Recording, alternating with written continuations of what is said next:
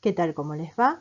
En la segunda parte del seminario de biología molecular vamos a hablar sobre cómo se utiliza en medicina la tecnología del ADN recombinante para la producción de proteínas terapéuticas y vacunas. Esta tecnología hoy en día está siendo ampliamente utilizada en la producción de proteínas y vacunas relacionadas con el coronavirus o SARS-CoV-2, por lo que vamos a enfocar la clase en estos temas. Cuando hablamos de vacunas contra el coronavirus, nos referimos a que deben ser capaces de producir inmunidad contra el SARS-CoV-2 en el individuo vacunado. Esto se logra mediante la exposición del individuo a antígenos del SARS-CoV-2. ¿Qué son los antígenos? Son moléculas extrañas al individuo que cuando ingresan en el organismo son capaces de producir una respuesta inmune que culmina con la producción de anticuerpos. Esos anticuerpos son nada más y nada menos que inmunoglobulinas, que reconocerán específicamente a dicho antígeno y no a otro. En el caso de una próxima exposición al virus, esos anticuerpos reaccionarán con el antígeno y desencadenarán una respuesta inmune que terminará neutralizando al virus. Este proceso lo debe llevar a cabo de una forma segura para no producir efectos adversos en el individuo vacunado.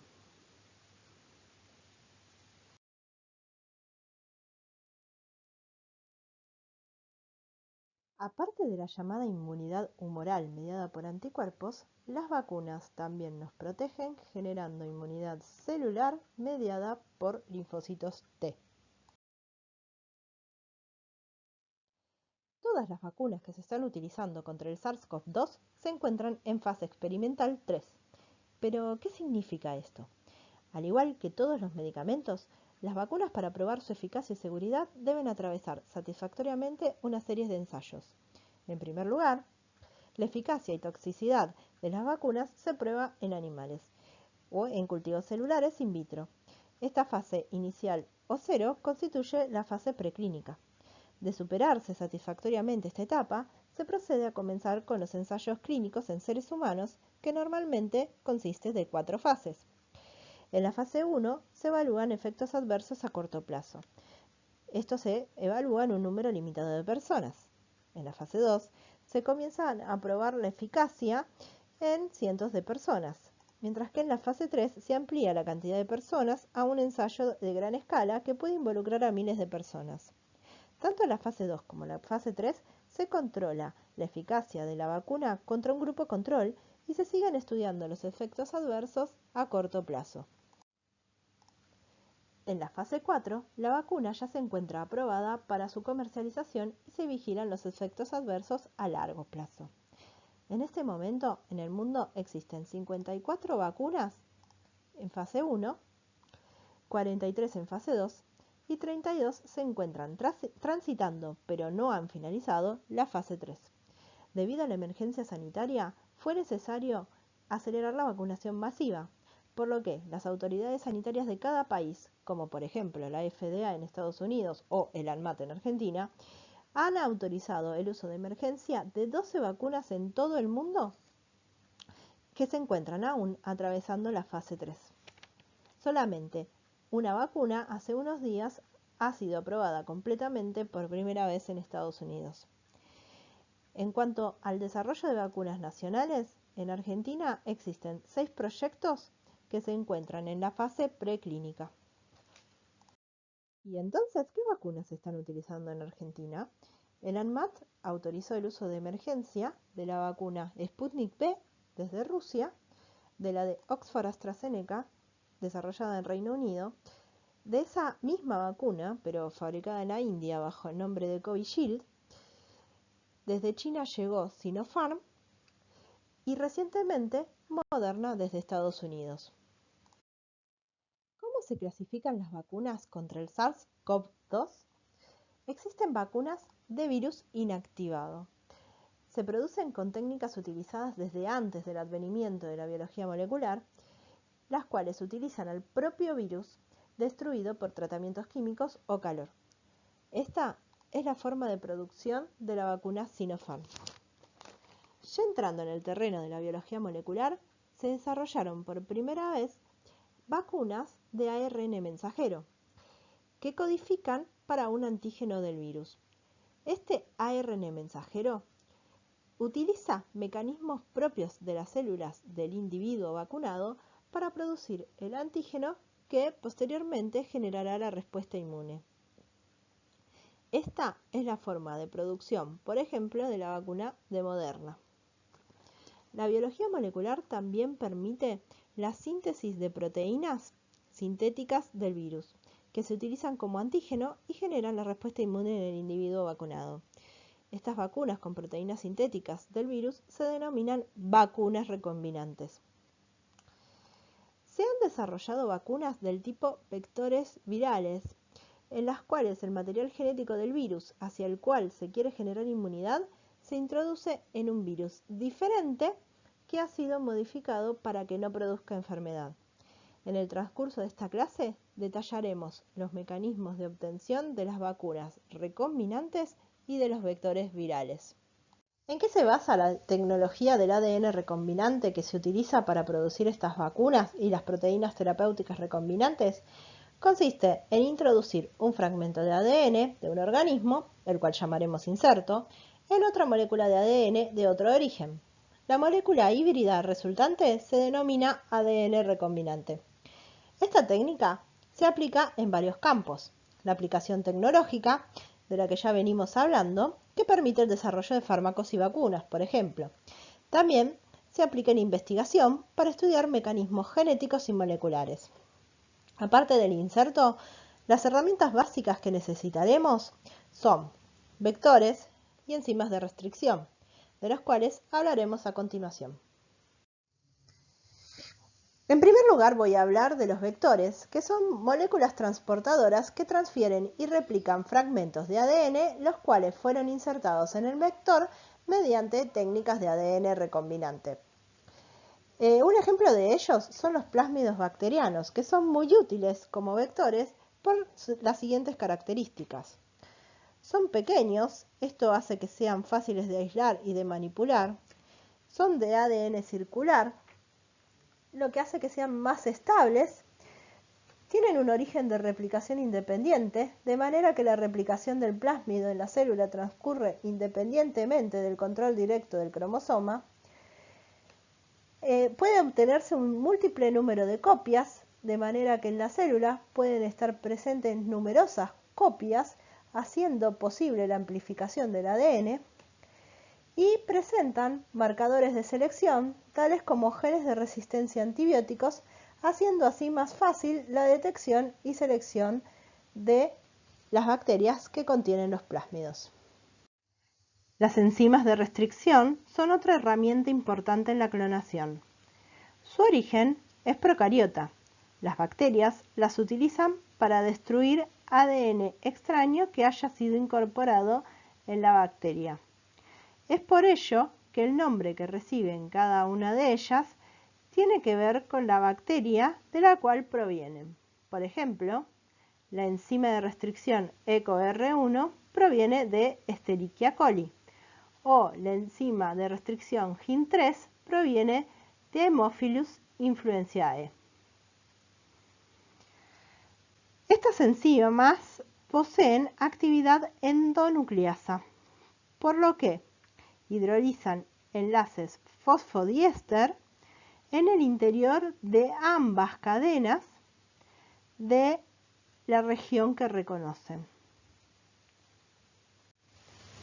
Cada enzima de restricción se combina con el ADN en una secuencia muy específica de 4 a 8 pares de bases. Estos sitios se llaman sitios de restricción.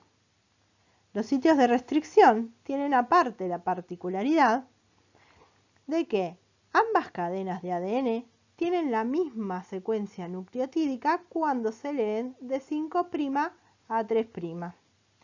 Esta estructura se denomina palíndromo. Los sitios de restricción presentes en el propio cromosoma bacteriano se encuentran metilados para protegerlos del ataque de las enzimas de restricción. Hasta aquí hemos aprendido que cada enzima de restricción reconoce un sitio de restricción específico y no otro, que a su vez es un palíndromo.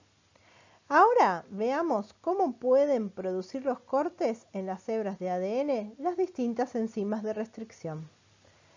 Algunas enzimas de restricción, como ALU1, reconocen su sitio específico de restricción y una vez allí corta en ambas cadenas de modo que no quedan bases desapariadas en ningún extremo. Estos extremos se denominan romos.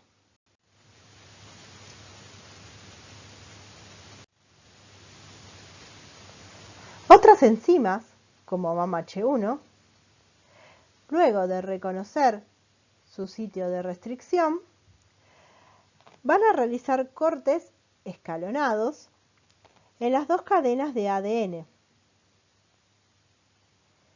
dejando algunos nucleótidos de cada cadena desapariados en cada extremo resultante. A estos extremos se les denominan extremos cohesivos, debido a que pueden aparearse entre ellos o con extremos cohesivos complementarios de otros fragmentos de ADN. Finalmente, podemos destacar que todas las enzimas de restricción producen puntos de corte simétricos.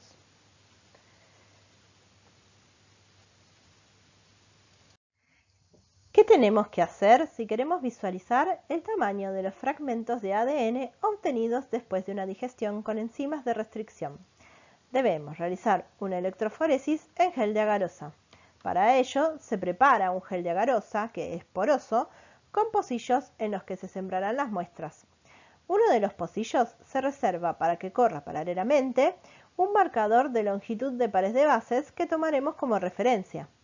El gel se sumerge en un buffer alcalino de pH 8,3 y las muestras se siembran con colorantes que permiten monitorear la corrida.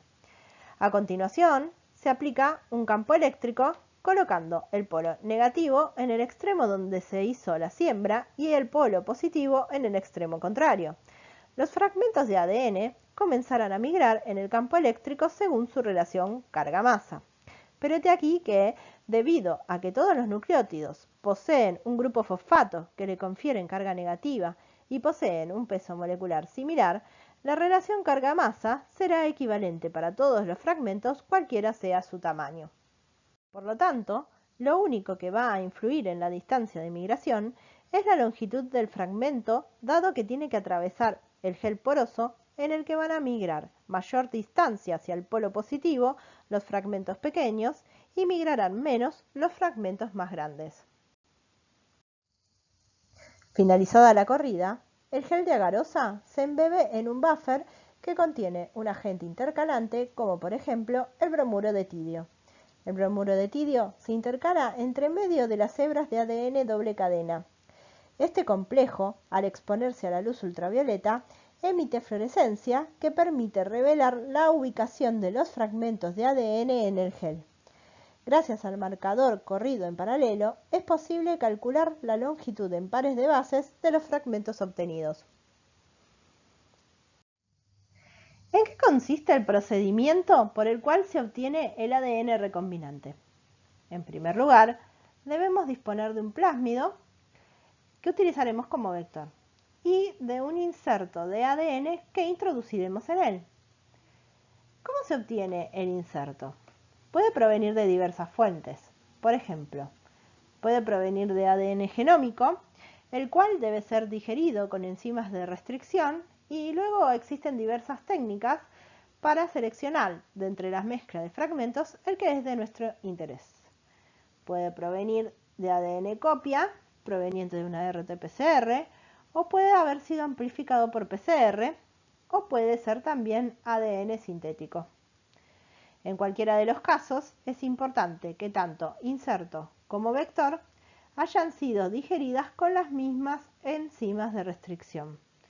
En la elección de las enzimas de restricción, es necesario tener en cuenta que ambas moléculas de ADN contengan el sitio de restricción específico de la enzima en el lugar adecuado.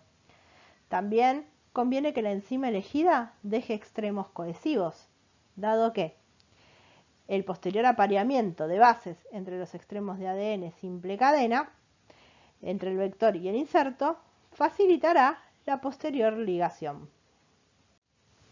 Una vez apareados los extremos simple cadena del vector y el inserto, debemos incorporar una última herramienta para unir ambas moléculas de ADN, que es la enzima ligasa. Esta enzima está involucrada en la replicación y en la reparación del ADN, y nosotros la utilizaremos para soldar los dos fragmentos de ADN mediante una unión fosfodiéster. De esta manera hemos obtenido la molécula de ADN recombinante. Esta técnica, por ejemplo, nos permite obtener vacunas del tipo adenovirus que describiremos a continuación. Explicaré la estrategia para producir vacunas del tipo adenovirus. Estas vacunas se producen a partir de un virus diferente al SARS-CoV-2, que es el adenovirus, el cual ha sido modificado para que no sea infectivo. Esto quiere decir que no produzca enfermedad. Los adenovirus contienen ADN como material genético. Es por ello que ese ADN se amplifica por PCR. Por otro lado, tenemos al SARS-CoV-2, que es un virus que contiene ARN como material genético. Para amplificar un gen de este virus necesitamos entonces utilizar la técnica de RT-PCR para obtener el ADN copia de, por ejemplo, el gen de Spike. Por otra parte, tenemos un plásmido que utilizaremos como vector, el cual se va a digerir con enzimas de restricción. Esas mismas enzimas de restricción van a ser utilizadas para digerir el ADN copia del gen de Spike. El plásmido digerido y el ADN copia se van a unir mediante la ligasa para obtener la molécula de ADN recombinante. Luego, esa molécula de ADN recombinante y el ADN del adenovirus obtenido por PCR se van a introducir dentro de células humanas modificadas en cultivo que tienen la capacidad de unir el material genético del adenovirus y del plásmido para producir nuevos virus que contengan híbridos de estos materiales genéticos y de amplificarlos. Y de esta manera se obtienen las vacunas adenovirus para el SARS-CoV-2. El mecanismo que utilizan estas vacunas para producir la inmunidad es que, al ingresar a las células del individuo vacunado, utilizan la propia maquinaria celular del individuo para transcribir el material genético del SARS-CoV-2 y luego traducir a proteína, la proteína Spike, y de esta manera producir el antígeno que va a producir la respuesta inmune. Esta tecnología es la utilizada por las vacunas Sputnik V y Oxford AstraZeneca. También es la tecnología elegida por el proyecto argentino que desarrolla el Instituto Leluar. La tecnología del ADN recombinante también sirve para producir proteínas recombinantes. Para ello, se produce un plásmido que contiene el gen que codifica para la proteína que se quiere obtener. El ADN recombinante se introduce en bacterias. Las bacterias van a cultivarse. En el citoplasma de estas bacterias se replicarán múltiples copias del plásmido y a su vez las bacterias también van a multiplicarse. Esto permite una gran amplificación del plásmido.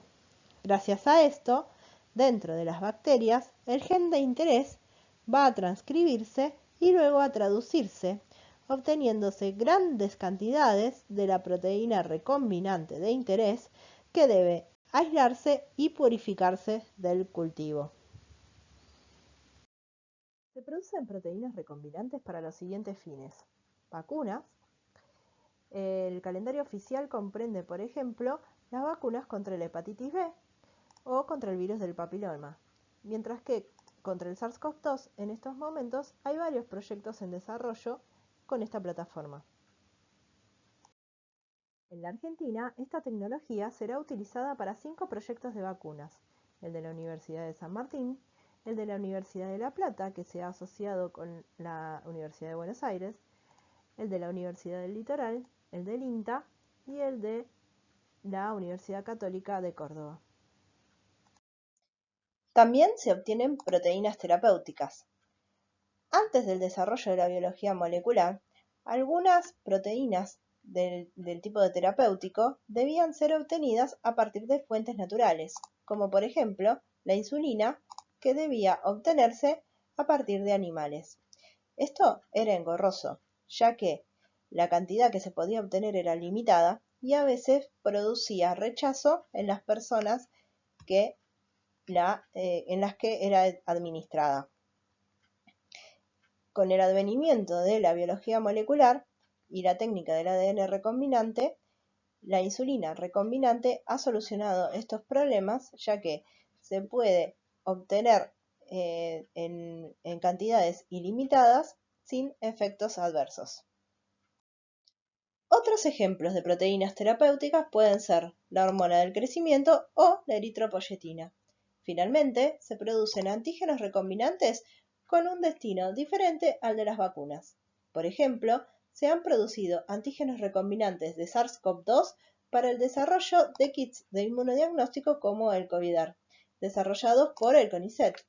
Este test permite detectar si se han generado anticuerpos contra el SARS-CoV-2, dado que los antígenos del SARS-CoV-2 que tiene el kit son reconocidos por los anticuerpos circulantes del plasma de pacientes o de personas vacunadas. De hecho, investigadores argentinos lo han utilizado en los ensayos de una publicación internacional donde demostraron que personas que estuvieron expuestas al virus antes de vacunarse alcanzaron un nivel muy alto de anticuerpos aún con la primera dosis. Espero que les haya sido de utilidad este seminario sobre vacunas y proteínas terapéuticas. Muchas gracias por su atención.